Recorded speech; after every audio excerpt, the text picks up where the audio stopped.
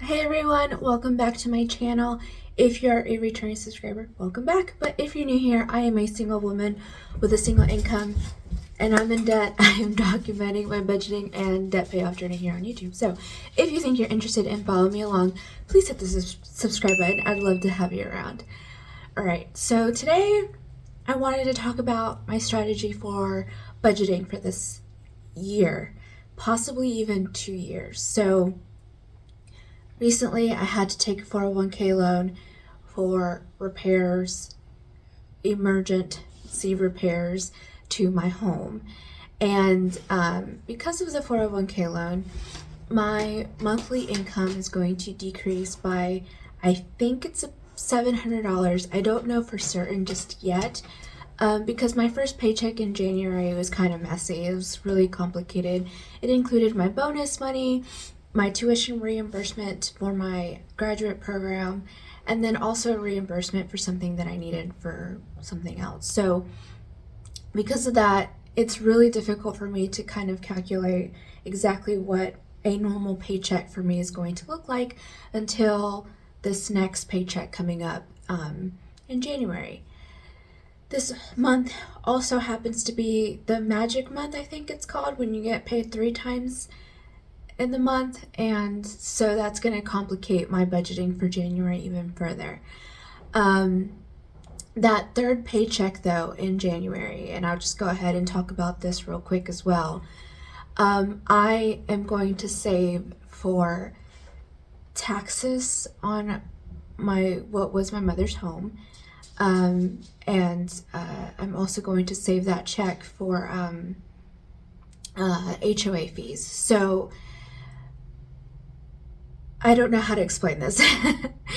My mother passed away. It's been now 4 years since she's passed, and the home that she lived in was her home. It was completely paid off, and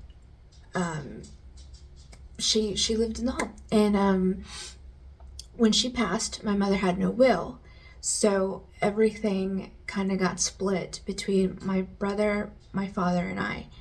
And now my dad lives in the home, and we have come into an agreement between the 3 of us that we would each contribute or pay a third of the real estate taxes on the home, and I will be responsible for the HOA fees. My brother is responsible for the maintenance, the landscaping, anything that comes up as far as like upkeep of the home. And my dad lives in the home and he pays all of the bills and keeps the house running and all of that stuff. So that's just the agreement that we have come up with between the 3 of us. In the future, we don't know what's going to happen as far as like ownership and, you know, whether we decide to sell the house, and all of that stuff is going to come later. But that is just the agreement that we have come into term, like between the 3 of us, and that's that. So I'm just gonna leave it at that, and so that this third paycheck here in January, I'm going to save just for that purpose. So it's kind of null and void that third paycheck here in January. All of that being said, I am, because of the decrease in my monthly income by at least $700. I think it's $700. I'll be lucky if it's $600, but I think it's $700. When I've been thinking about it, trying to strategize and stuff like that, and my thing is that I think that I can still continue being aggressive and paying off my debts, even though I've had this decrease in income. So I have decided to do I don't want to do this, but I'm going to have to do this, a low buy or no spend year, unintentionally. And there are other budgeters and other minimalist, I guess, people, lifestyle folks that do this for their own reasons, be it to save the environment, decrease waste, and all of that stuff. For me, it's unintentional. It's because I kind of have to. Now, I've already kind of been doing this anyway since I've started my budgeting journey, in that I don't really spend or go out as often anymore like I used to, before I started to like really want to pay off my debts. But I'm going to have to be a lot more conscious because I'll give an example. Like, even when I go or have gone grocery shopping, say at Walmart, I will walk by and see a bra or a sports, legging or something for the house or a candle or, things like that that I will put in my buggy because I'm like, well, I have the money. Well, I'm here. Same thing, like I might stop and pick up some nail polish or, whatever the case may be. Like, I may see something and say, I want that, and I'm going to get it. And that's going to stop. I mean, it has to stop this year because I really need to be very conscious with what I'm spending and how much I'm spending. So that's going to stop. The other thing is, like, I don't eat out all that often anyway, but there have been instances where I will meet up my friend for like Panera, or I have, especially towards the end of last year, like I'd go to Chili's and have a beer or a margarita and stuff like that. And it's like, okay, that's got to stop. I can't do that anymore. So I have decided that literally I am not spending any money on myself at all, except for some. There are going to be some exceptions, and I'll talk about those exceptions here in a second. But that's where I'm getting at, is it's going to be a no spend year or a low spend year, I guess. And aside from that, like, okay, aside from the no spend, low spend year, the other thing that I have decided to do is to take my bonus and I'm going to basically allocate that per month to supplement my income. If I have to. I don't want to. I would rather much put my bonus into my savings account and let that grow like I have been for the past 8 or 9 years now. But in this case, being that I am not going to stop paying off my debts and paying the amount that I've been paying, if I need to supplement my income, I will allocate about $150 from my bonus to supplement my income if I need to. Ideally, I won't. Ideally, I will stick to my budget. But if it comes to that, then I will do that. I will be okay doing that. So I'm going to use my bonus to help supplement my income every month if I need to. So here's the breakdown of my budget. We'll kind of talk about spending and all of that stuff every month like I usually do, but the debt payoff is going to continue, and here's how it's going to continue. My monthly mortgage is like $1,300, but I pay an extra $300, so I'm going to continue paying $1,600 per month towards my mortgage. So the normal $1,300 monthly payment, I make a $200 payment towards the principal, and I always contribute $100 towards my escrow account. The reason why I do that is because the city that I live in is growing, and every year my taxes go up. Every year. Same thing with my insurance, it goes up. And because I would rather just go ahead and put money in the escrow account so that my monthly mortgage doesn't go up every year, I would prefer to do that instead. So I've been doing that.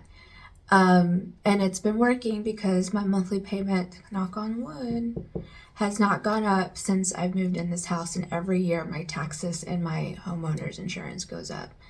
My homeowner's insurance doesn't always go up, actually.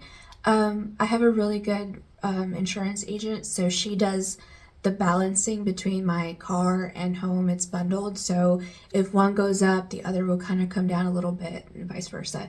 So she's been really great about that, and that's why I love her so much. But that's going to continue.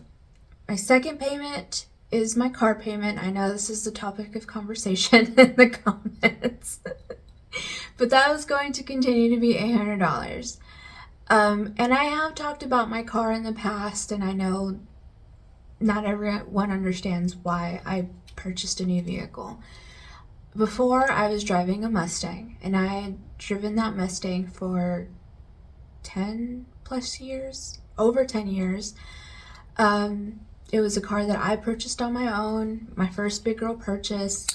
I basically drove that car to the ground. And it got to the point where it was no longer a reliable vehicle for me. My office, or where I work, is about a 45-minute drive from my home.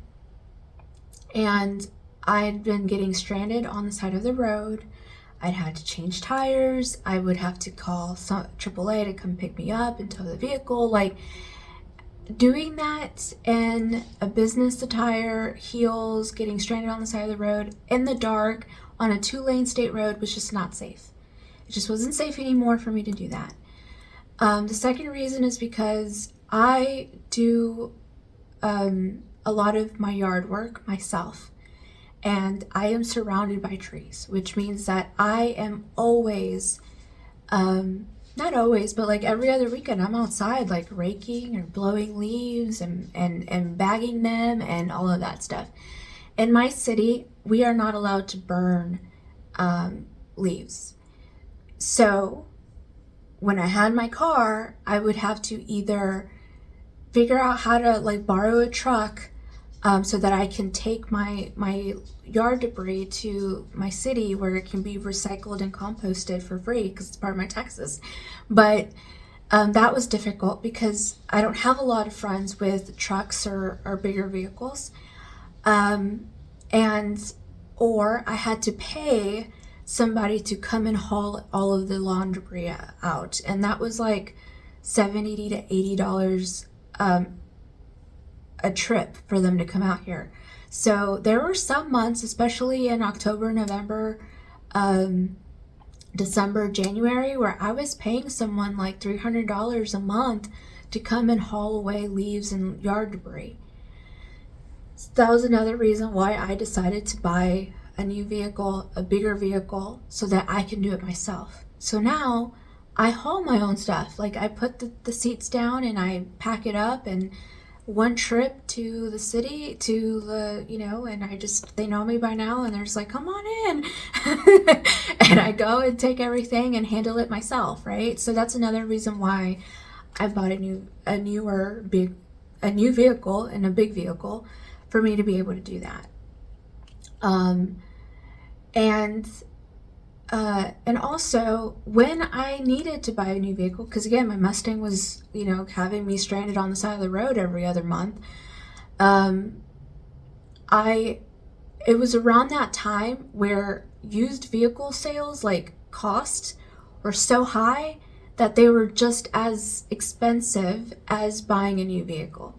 So it made no sense for me to purchase a used vehicle with 50,000, 60,000 miles on it. So I was like, well, let me just go ahead and buy a new car then, because it makes no sense for me to do that. It just didn't. So that's why I bought my car, and I don't regret my decision at all. Again, it has been very useful for me. I don't regret it, and it's just one of those debts that I just have to pay now. So that's kind of the story behind the car. So the car payment, so again, $1,600 for my home, $800 for my car loan, and now my student loan is the target of my snowball. When I started my debt payoff journey, I was paying $250 per credit card plus the minimum payments of my student loans. Since then, I have snowballed those payments into what is now the last student loan, and the total amount of that snowball payment is $930. The minimum payment for this student loan, this last student loan, sorry, I just saw one of the trees. The minimum payment for the student loan is like $215 or $216 right now. But I want to continue paying the $930, especially because I'm so freaking close to paying off the student loan. And I've been paying off my student loans since 2012. Since 2012, even when I was in grad school and they were deferred, I was still making payments towards the loan. When I went to grad school, I took out no student loan. I had no student loan when I went to grad school. I had fellowships that paid for my graduate program, and I was also a teacher's assistant and a research assistant. So I was basically getting paid to go to school, to go to grad school. But I'm so close to paying this off, which is why I want to continue paying $930. And the way that I've been paying off my snowball payments, I guess, is I always make an initial $465 payment. So that's going to be the first payment at the beginning of the month that I'm going to pay, which is what I've continued to do. Now, the second $465 payment is where it's going to start to be a little questionable, right? Because if something comes up, if I have to spend money and I need to budget more for spending, that's where I'll take it from, the second payment. So I'm going to do my darnest. I'm going to try to do like my hardest to make sure that I continue paying the second $465. But if I can't, it is okay. It might be that I pay, $400. I may need to take $65 for an extra something. I don't know. I don't know what that's going to look like this year. But if that's the case, I'm okay doing that. Being that the initial $465 is way more than the $215 or $216. I can't remember what the minimum payment. I'll put it on the screen if I can screenshot it from my student loan thing. But that I'm okay with doing that. So that's going to be kind of the strategy. So kind of to sum everything up, I'm going to continue paying the $1,600 for my home loan, the $800 towards the car, try my darnest, like my hardest to pay $930 towards the snowball target of the student loan. If I can't, if I have to take off the second $465, if I have to reduce that a little bit, I will, but the initial payment will always be $465. In the event that I need to supplement my income, I will take, I'm going to divide my bonus by 12, and that's going to be kind of how much I'm going to supplement my income if I need it, with my bonus money, if I need to do that.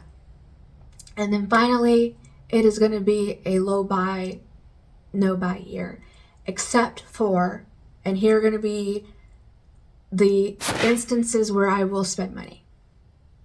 I am not going back to freelancing because the past couple years I have been using my makeup kit for my own personal use. And if I decide to go back to freelancing and taking on clients and stuff, I'd have to reinvest in my makeup kit because if like it's a no-no to use your makeup kit for your own personal use and vice versa. Like, it's sanitary and all of that stuff. It's a huge no-no. You don't do that. So, but I have been, because I kind of decided to stop doing it. And I've been mixing and matching and using what I have for the past year and a half or so. Couple years now, actually. But it's getting to the point where mixing and matching is not going to work anymore. So I will purchase like foundation if I need it. And that's going to happen a couple times a year. So my foundation for my own personal use, I will replenish that throughout the year if I need it. The second thing is going to be personal items like my skincare and things that I run out of that I actually use. So before, where I wanted to like try new things or try, this new product, like that's not going to happen anymore. I will only purchase things that I actually use. So my makeup remover that I actually use that I run out of, my cleanser that I actually use, that's the only thing that I'm going to replenish.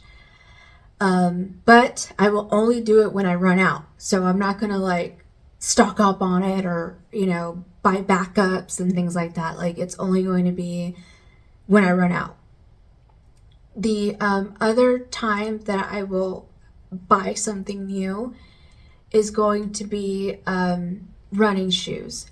So I still have the pair that I purchased last year, and I'll be honest, I have not been the best at my workouts last year, especially like in the middle of the year towards the end. I've been back on it though, like the past 8 weeks, and I can totally tell, like on my face and stuff, like I can totally tell that I'm feeling better about myself. But my running shoes are the tread's starting to get there, and while I'm still using what I have right now, I expect to purchase a new pair of shoes towards the end of April, and that'll give me May and June to break them in for the 10K that I'm going to run in July. So towards the end of April, I will purchase a new pair of running shoes. That's going to be a given. The third kind of thing that I will be doing this year that I've already kind of mentally prepared myself for, again, I don't eat out all that often, but there are going to be 3 times where I'm going to treat myself. The first time is going to come up here soon, here in February. For Christmas, one of my friends bought me a ticket to go see the Atlanta Symphony Orchestra play the score to the Harry Potter movie, like live. So they're going to show the movie, and as the movie plays, the symphony, the orchestra are going to be playing the actual like score from the movie. Isn't that cool? I thought it was so cool. But I've been there. I've been to those kinds of events before, and they always have like, adult like wine and stuff like that. And I will treat myself to something while I'm there. Since, it's going to be like a solo date that I'm going to take myself on and have fun. So I will do that. That's going to come up here in February. The second time is going to be after my 10K in July. I already know I can just see myself coming home, showering, taking a nap, and ordering like a pizza. Like, I'm just going to treat myself to a pizza and some ice cream or something. I don't know. But I can totally see that happening in July. And then the third time that I will treat myself is going to be for my birthday. I'll probably go and just, have some dinner and some tapas and some beer, some wine, I don't know, something for my birthday in November. So those are going to be the 3 times this year that I treat myself. But I will do my best and my hardest to budget for that or include it in my monthly spending. So that's the plan for this year. No buy, low buy year, with my exceptions and the strategy. is going to be to still pay it off, supplement my income with my bonus, and really just have to be smart, smarter this year, because I have to. Unintentionally, I have to. So that's kind of what I have to do, and that's the plan. I'm curious. I know some folks do like no spend months or no spend quarters and things like that, but I'm curious to see or to know, like, has anybody done it? Have you been successful? Am I biting off more than I can chew? I don't know. I don't know. I don't know, but I'm going to try it. I'm going to try my best. Again, like, I already know myself. Like, there have been times where even at Kroger, I'll see something like, oh, let me buy this, for the house. Or, like, I do it all the time where, yeah, I'm buying groceries and it's part of my grocery budget, but like, do I really need that candle? Do I really need an extra ice cream scooper? Whatever it is that I bought was dumb, Oh, do I need to try this new face wash? Stuff like that I know that I've done that just in the past year, that it's got to stop, and it's probably still sitting in, those products are still sitting in my drawer, and I need to use them. So, so that's kind of where I'm at. That's the plan. That's the strategy. And as far as clothes and stuff goes, y'all, I have a closet full of clothes. I have lots of workout stuff, gear, and all of that stuff that I don't need to buy anything from there. I may need a new pair of jeans if I keep losing weight. I may need a new pair of jeans, but yeah, I mean, if I go out with my friend, my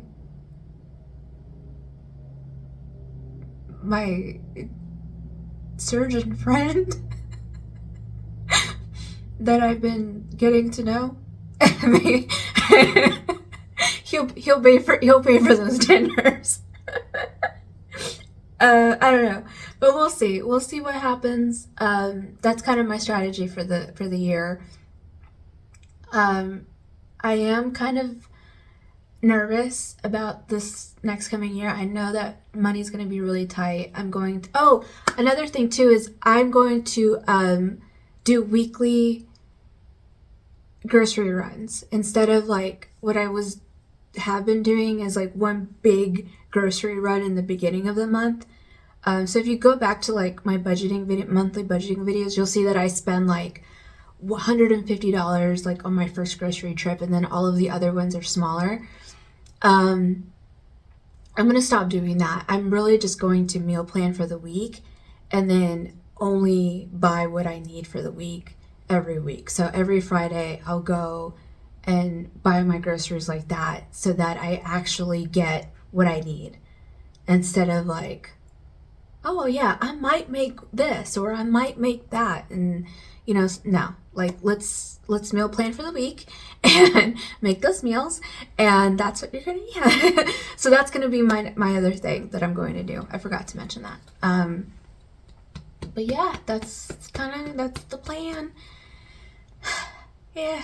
So it's really, I wish I could say that I was doing this to be minimal, to start having a minimal lifestyle and save the environment and eliminate waste and all of that is great, all of that is great, it is great, but it's not. It's just because I have to. It's because I have no money.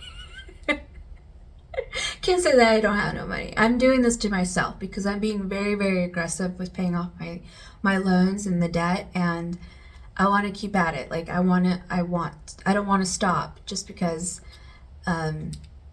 there's a bump in the road, So I'm gonna keep it up and keep trying and do my best, and we'll see what happens. And yeah, I mean, we'll see what happens. So if you made it this far, thanks so much. And if you want to follow me along on this journey and my debt payoff journey, my budgeting journey, my low spend year, and if you are on your own budgeting or debt payoff journey, I hope that you're successful this week and every week. And if you enjoyed this content, please hit the subscribe button. I'd love to have you around. And I will catch you guys next week where we will go over my budget for the month of January. All right, I'll catch you guys in the next one. Bye.